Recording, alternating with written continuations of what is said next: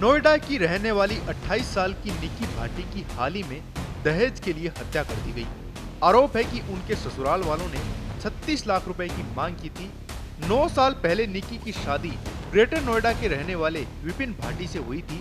इस मांग को लेकर विवाद बढ़ता गया और आखिरकार उसकी जान ले ली गई। निकी की मौत के बाद परिवार और समाज में गम और गुस्से का माहौल है। इसी बीच एक और मामला सामने आया है। निकी के भाई रोहित पैला की पत्नी मीनाक्षी ने भी ससुराल वालों पर दहेज उत्पीड़न की गंभीर आरोप लगाए हैं। मीनाक्षी की शादी रोहित से 2016 में हुई थी। उनके परिवार का कहना है कि शादी में उन्होंने एक मारुति सियाज कार दी थी, लेकिन ससुराल वालों ने उस कार को अपशगुन बताकर बेच दिया और फिर एक नई स्कॉर्पियो कार और नकद रुपए की मांग की। जब यह मांग पूरी नहीं हुई तो मीनाक्षी को उनके मायके भेज दिया गया। मामला गांव की पंचायत तक पहुंचा। पंचायत में दो विकल्प सामने रखे गए, या तो दूल्हे का परिवार शादी पर हुई खर्च लगभग 35 लाख रुपए लौटाए ताकि मीनाक्षी की दोबारा शादी हो सके, या फिर उसे वापस बहू के तौर पर स्वीकार किया जाए। लेकिन बात नहीं बनी और मामला वहीं अटका रह गया। निकी की मौत के बाद जब उसके पिता भिखारी सिंह पेला से इन आरोपों पर सवाल किया गया तो उन्होंने साफ कहा कि दोनों मामलों की तुलना नहीं की जानी चाहिए।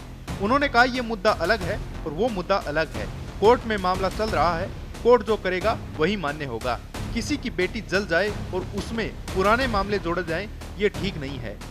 उन्होंने यह भी कहा कि उनका बेटा यानी रोहित कभी अपनी पत्नी पर हाथ नहीं उठाता था। उनका दावा है कि उनके पास सारे सबूत हैं और अगर मीनाक्षी लौटना चाहे तो उनके घर के दरवाजे खुले हैं। लेकिन दूसरी तरफ मीनाक्षी का कहना है कि निकी के पिता और परिवार ने उन्हें कभी स्वीकार ही नहीं किया।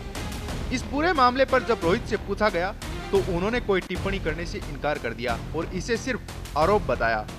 निकी की मौत ने देश भर में दहेज के मुद्दे को एक बार फिर से सामने ला दिया है और जब उसी परिवार पर दो अलग अलग मामलों में दहेज उत्पीड़न के आरोप लगते हैं तो सवाल खड़े होना लाजमी है। अब देखना यह होगा कि कानून और न्याय व्यवस्था इन दोनों मामलों में क्या फैसला देती है और क्या पीड़ितों को न्याय मिल पाता है या नहीं। ताज़ा अपडेट के लिए आप जुड़े रहें पत्रिका के साथ। नमस्कार।